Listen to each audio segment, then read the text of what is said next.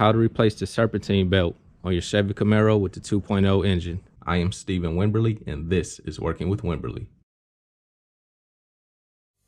To remove the serpentine belt is really easy. You need a 3/4 inch ratchet or a 3/4 inch breaker bar, whichever you have. Since I have the breaker bar, I'm going to use that because it'll give me more leverage. And also, before you take the belt off, my car doesn't have a belt diagram, so I just drew it out really quick so I know exactly how it goes on after I take it off. So right here on the tensioner, there's a square opening in the middle, and this is where you're going to put your breaker bar or ratchet.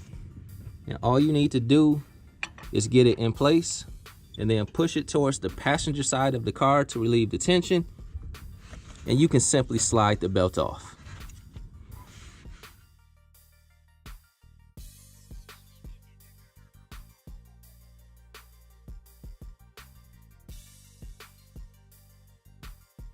It's really tight in between the tensioner pulley and the front of the engine, so I'm just going to slide this part in first.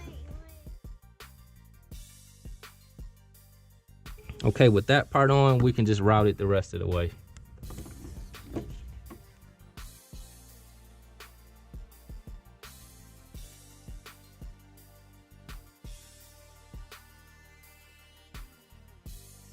So using the diagram, I got the belt back on with no issues.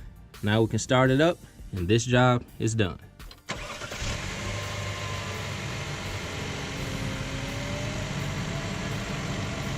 If you found that video helpful, be sure to subscribe to the channel, give it a thumbs up, and leave a comment.